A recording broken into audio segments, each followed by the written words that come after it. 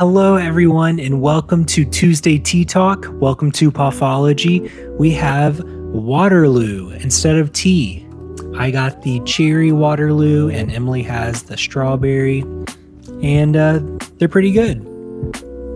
I got them at Costco a couple weeks ago, and they're a lot more flavorful than some other sparkling waters. Not to name names or anything. Yeah, they kind of remind me of the skinny can LaCroix because those are pretty potent. Yeah. So, and Polar seltzer water is very flavorful, but it leaves, in my opinion, a powdered taste to it or something. I don't know how to describe it. It's a different. You can tell the quality is different. So versus LaCroix. So this is kind of like a balance of Polar and LaCroix, in my opinion. Yeah. So I really like the strawberry flavor of Waterloo. I don't feel like LaCroix has strawberry, which is, so makes it unique. That makes me want Waterloo. yeah, they have that cherry lime. But I don't know if they have strawberry. I doubt they do. I have no idea. So My favorite LaCroix is limoncello.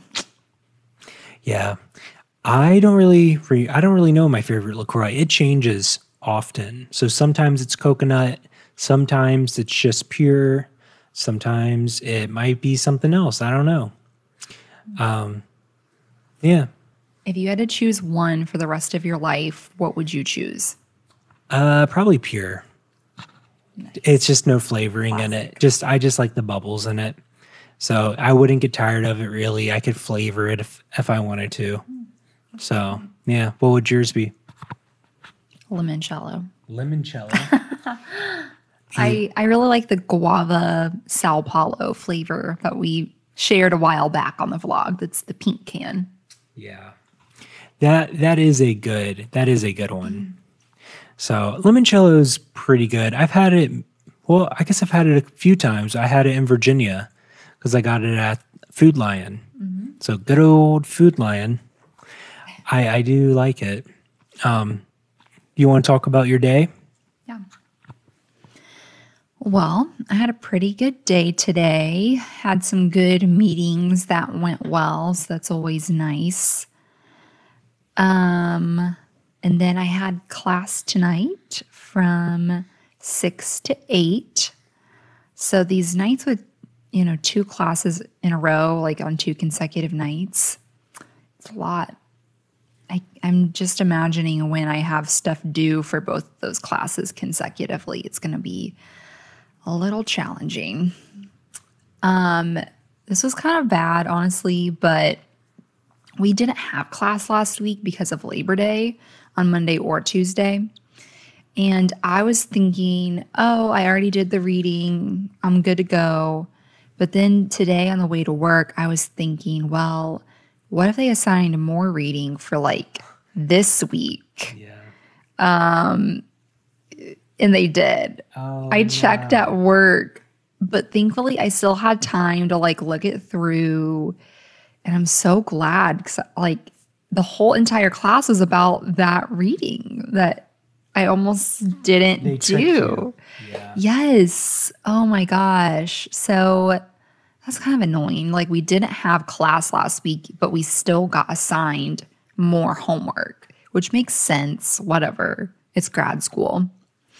But I'm just happy with myself that I at least checked with a few hours to spare, or else I would have been so messed up. Anyway, I'm also glad that my legal and ethical business operations class is on Monday, and it's the longer class. So I can get that one over with. And then Tuesday, I feel like is a lot more fun, and it's a much smaller class, and it's much more discussion-based, which is people and organizations. So that's the good thing. Even though I have 2 classes and they're on 2 nights in a row, the one that I don't like as much and that's longer and more difficult is on night 1. And all through the class, I was thinking, wow, all I had to do is just make it through this 2-hour class and then I'm done. Then I have the rest of the, week without class. So, yay. That's true. Yeah, that's pretty much what I got so far. I'll think of some more stuff as you talk, maybe. So I have my class, and this week is just working on your team project. And my team has decided to use Google Docs, which is, it's fine, but it can be pretty confusing because it's 5 people typing on a Google Doc all of their thoughts, and it's just kind of a mess. So we're working through it, and we got to leave comments. I think we got the paper done. Now we just have to go back through and leave a comment, and that's just complicated. So there's 5 comments like close together, and everyone's saying stuff on the side. It doesn't matter. So all I say is very confusing. And then we use Google Meetings instead of Zoom, and that is also confusing to me.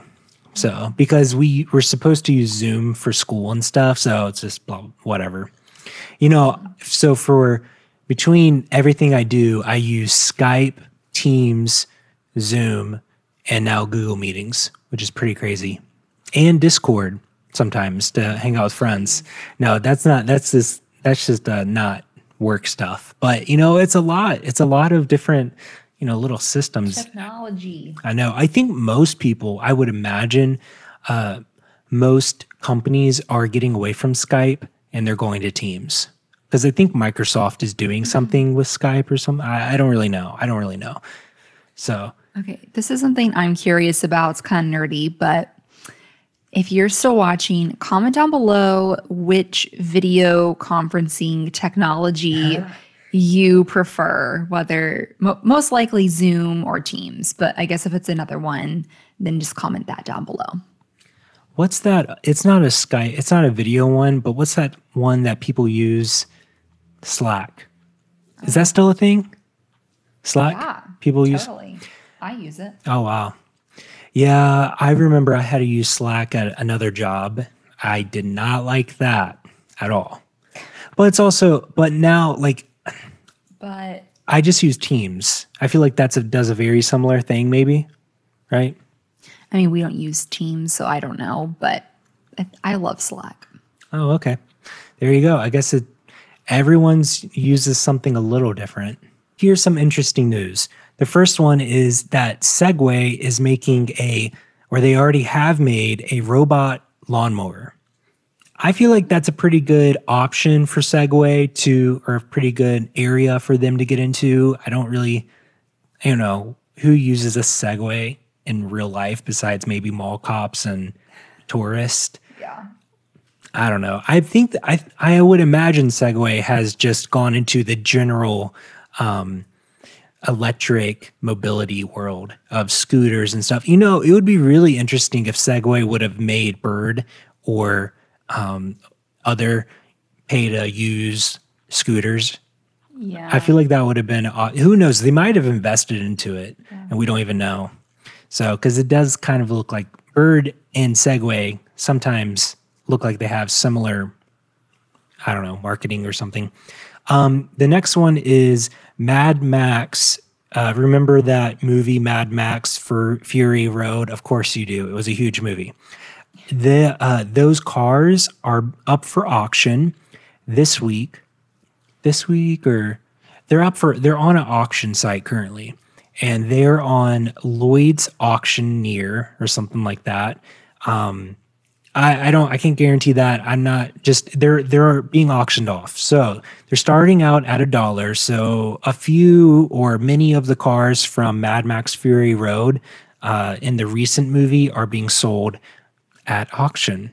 My last little interesting fact, also with Mad Max, I always think of that guitar guy, which I don't know. Have you seen the movie? No, I have not. So, if you've seen the movie, that giant truck where that guitar guy's playing and the drums are on it or whatever, that's being sold as well. So that's crazy. Imagine. I mean, who's going to buy this? I feel like Rob Zombie would buy it, or some other famous celebrity or something. I don't know. I have no idea who that is. Oh, he's a rocker, right? Like a 90s, early 90s, late 80s, current, rocker. I used to listen to his songs from Twisted Metal. Me and my friend would play Twisted Metal, and his music was on Twisted Metal 4. So besides that, I don't know like anything else about Rob Zombie. I guess he did direct the Halloween movie fairly recently, and he did make. Well, he does. He's a movie director as well. He's made a couple well-known movies. One about like a clown thing. I don't know. Okay, so Rob Zombie. I imagine he would be the type of person that would probably bet on that. I don't know who else would buy it. I guess really crazy rich people. Okay, the last one is, which is kind of an interesting study for, would be interesting to learn more about. But Michael Jordan, about 7 or 8 years ago, he was offered $7 million for a 1 hour appearance at a golf tournament. Okay, but he turned it down. And then 3 years ago, it just came out that he was offered $100 million for a quick 2 hour, quick 2 hour appearance. So that's not that quick, but it is. I mean, a 2 hour appearance. And I don't know many people who make $100 million an hour. Well, it would be 50 million an hour. Okay, 50 million. 100. Did I say 200? Okay, 100 million for 2 hours, and still that's crazy. So Michael Jordan was offered $100 million to show up and, just be him, be nice to people, say hello. And he turned it down. Why?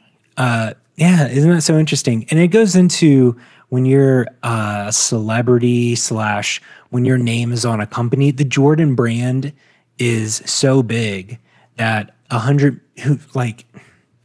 his appearance is so rare that everything that he does can impact Nike, that $100 million isn't really worth the risk or worth.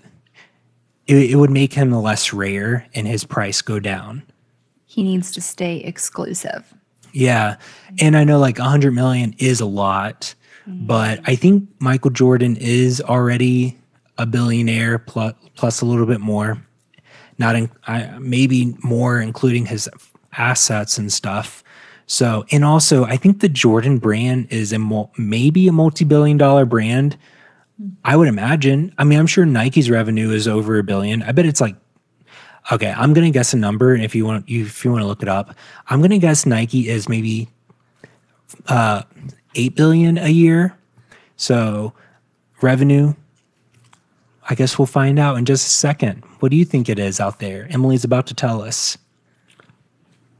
17.36 billion. Yeah. So, and the Jordan, that's a lot, especially for a shoe company. Or not, they're not a shoe company. They're a huge clothing company. But I mean, 100 million, but it could possibly drastically impact maybe like a $3 billion revenue a year brand, So I guess Emily's trying to find out what is the Jordan revenue. Well, is that what it's called? Just the company is called Jordan? Or maybe look up Nike Air Jordan statistics. And let's see. 1 billion. Or no. I don't know what it is. 8% of the company. So, it's 17% of the company possibly is made up of Jordan brand stuff. So, is that right? Does that sound right to you? 8%. But it was, okay, it doesn't matter. It's a lot. It's at least $1 billion of the Nike company. So, all that to say, that was interesting to me. Turning down $100 million. Michael Jordan is worth $1.6 billion. So it's crazy. Would you turn down $100 million to show up for 2 hours? I would. that makes my price go up. If someone's trying to pay me $100 million for 2 hours,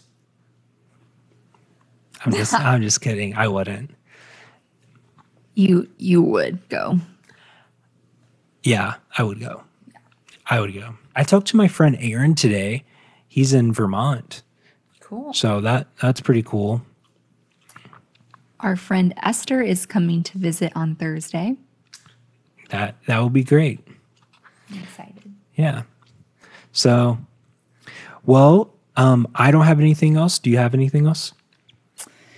I do not. It's just going through the week. I hope everyone's having a really good week this week. Hope, work's going well. Whatever you got going on, it's not too crazy.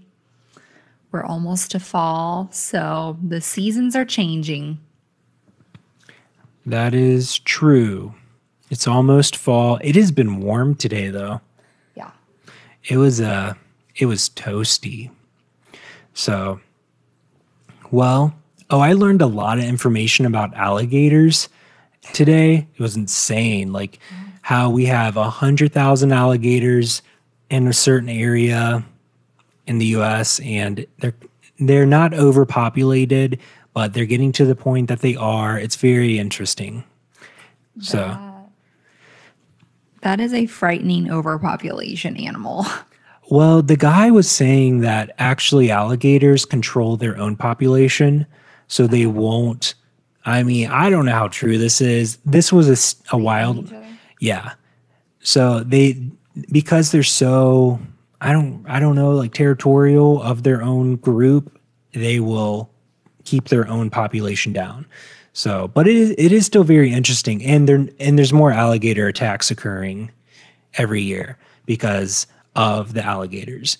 But apparently they are, I guess they're back to their normal numbers of before the huge, I guess like when we killed a bunch 100 years ago, or no, it was 50 years ago, and the U.S. made it illegal for us to kill them for like certain amount. Well, they put a limit on how much you could get rid of alligators, but because of that limit, they've gotten back up to population.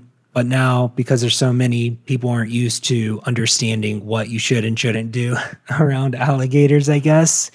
And they're kind of becoming a problem. So one thing I can appreciate about living in Indiana, the Midwest, is that we don't have a lot of wildlife, like scary wildlife issues like alligators to deal with, or bigger snakes and a ton of spiders. I always think about how Australia has like all of the most terrifying creatures that can just come into your house, like probably like pythons and tarantulas and all of this stuff. I'm like, oof.